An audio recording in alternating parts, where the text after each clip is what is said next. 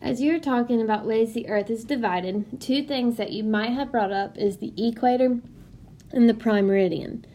Now, the equator is 0 degrees latitude, and that is very important to know. It's 0 degrees latitude, and it divides the earth into the northern and the southern hemispheres. So just to make sure we're all on the same page, the northern hemisphere is up here and the southern hemisphere is down here. Your equator is a line that's going straight across the earth. Now notice, is the equator drawn in a line that points north to south? No, the line goes side to side, but it divides the earth into the northern and the southern hemisphere. Your prime meridian is 0 degrees longitude. So it's 0 degrees longitude, and that it goes the other way. So it's going up and down. This is the prime meridian, and it's going to divide it into your eastern and your western hemispheres. Now, something that I do to help me write notes faster is I do an abbreviation for latitude, that's LAT, an abbreviation for longitude, that's LONG. So you can use that if I'm going a little bit too fast, so that way you can keep up. Because as you get further in your college classes, you got to learn to keep up with the professor. So, equator, 0 degrees latitude, you do need to know that part, that's very important. Divides into northern, southern hemisphere. Prime meridian, 0 degrees longitude. Make sure again that you do know that. And it divides the earth into the eastern and the western hemisphere. Now, if you're also having trouble remembering your compass, you have north and south, and you have west and east. I always remember west and east because it goes wee all the way around the world. So it says the word we. So I'll clear the screen, and then we will move on. Now, I want you to imagine that you are this little dinosaur that's standing on the equator. So if you're standing on the equator and you want to walk to one line of latitude to the next, then what direction do you go? Well, hopefully this is kind of clear to see, but if I'm the little T-Rex and I want to walk to this line of latitude to the next, I'm going to go up and I'm going to go down. AKA, I'm going to travel north and I'm going to travel south.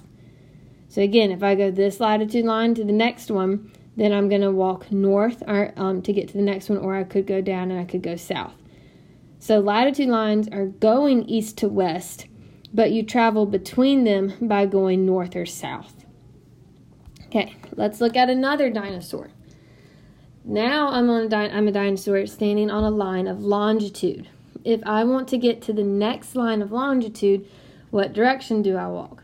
So I'm going to walk from side to side. So if I want to go from this line of longitude to the next one, I am moving west. If I want to go this one, I am moving east. You could think of the same thing as if I draw a line of longitude. How am I going to move my pencil to draw my next line of longitude? Well, I'm going to move east or west to get to the next one. Why am I telling you this, and why do I have these cute little pictures of dinosaurs? Well, because the definition of latitude and longitude often confuses people. So I want to make sure that we have some understanding of it. Latitude is distance north or south of the equator. It does not say it is drawn north and south. It is distance north and south of the equator. So again, if I have the earth and I draw a line of latitude, then it's going to tell me how far north or south of the equator I am. This is my equator. So to draw my next line of latitude, I move north and draw a new line. Or I move south and draw a new line. That's latitude. People get this mixed up because the definition they think is telling them how to draw it. It's not telling you how to draw it, it's telling you the direction you would move in order to get to the next line, just like the little dinosaur. So on your test day, when it's asking you questions about this, because it will, you can imagine a little T-Rex walking from one line of latitude to another. What direction does he travel in? Longitude is distance east or west of the prime meridian. So if I draw Earth and prime meridian, in order to draw a new line of longitude, I'm going to move west, or I'm going to move east and draw a new line. It's not telling you the direction it's being drawn. It's not saying the line goes east to west. It's telling you that you move east to west before you draw a new line. So I move east, draw a new line. I move west, draw a new line. For latitude, I move north, draw a new line. I move south, draw a new line. If this is confusing you, then take a minute whenever you get home and actually really think this through. Go back to the dinosaur slides and think about how this definition pairs with it. But it's, again, telling you how far north or west, south of the equator you are versus east or west of the prime meridian. So you could also remember that. If you know the prime meridian is longitude, then you know that it goes the same direction.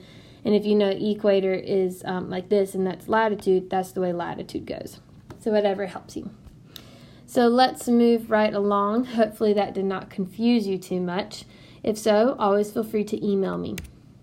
Okay, so how can you remember which way latitude and longitude go? I have a couple ideas, but I want to give you a chance to come up with your own memory tricks. So take a second and talk with your table and see if you can come up with some neat ideas while you pause this video.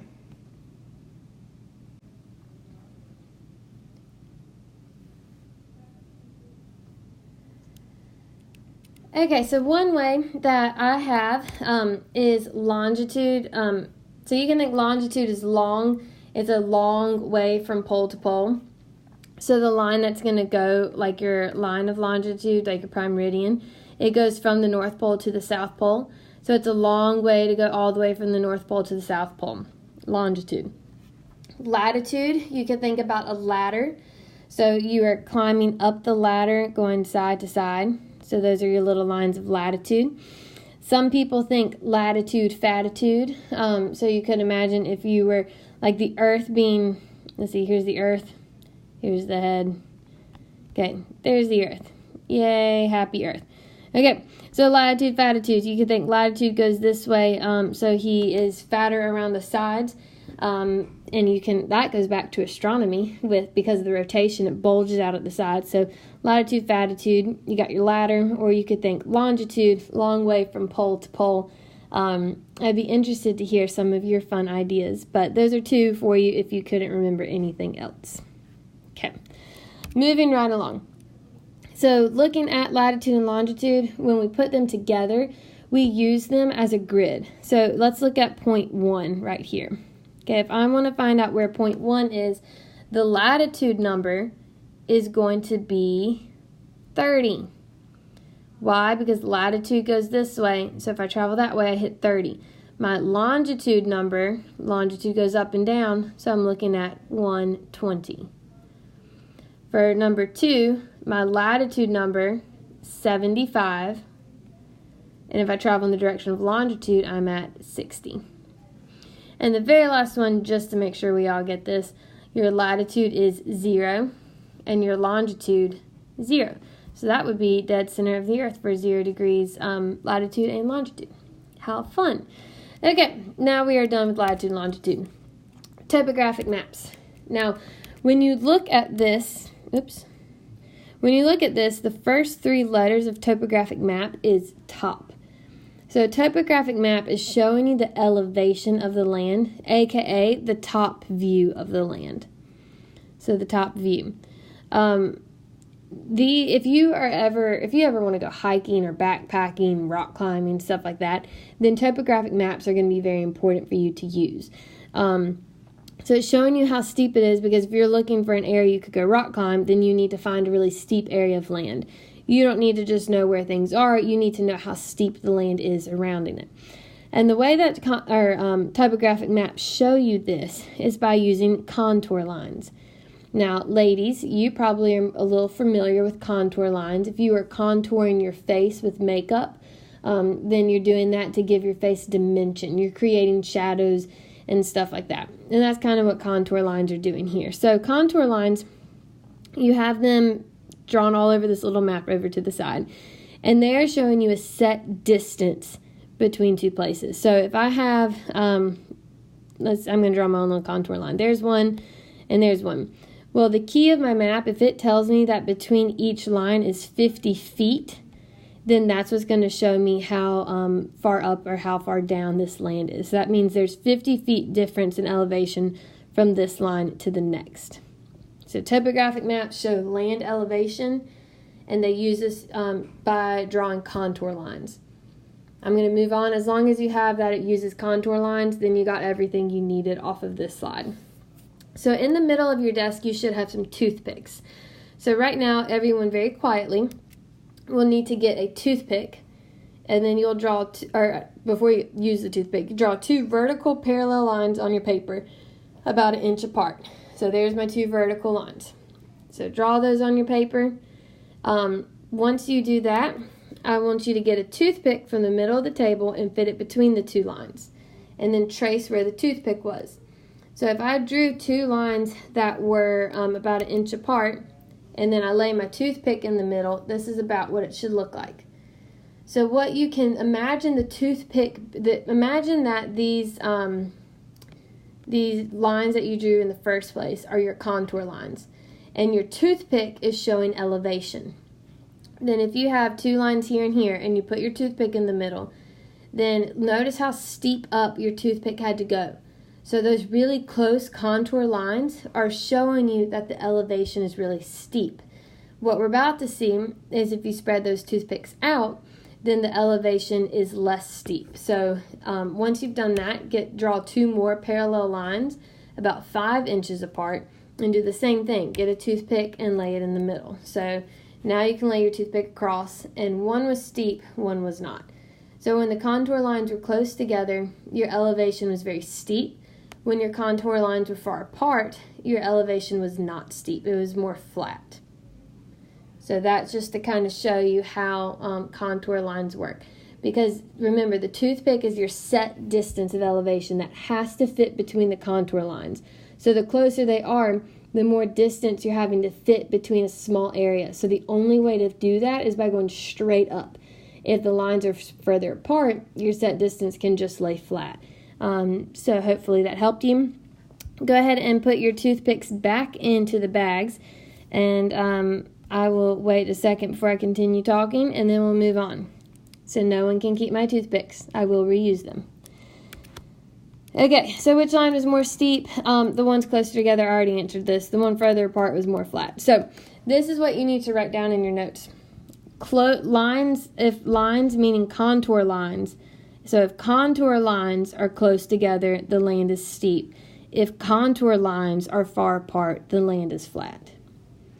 So close contour lines equals steep, far contour lines equals flat. All you need to write. And you can just think about that toothpick example if you ever need to visualize why that is. So if you're hiking up a mountain, and let's say I'll just use the word lazy. Say you're wanting to be lazy, and you don't want to actually do a rock climbing adventure. You just want to get to the top of the mountain so you can get yourself a pretty Instagram picture of the view. Then you're going to want to look at your topographic map and find the area where all of the contour lines are spaced really far apart, because that's going to tell you that you have a nice gentle slope up.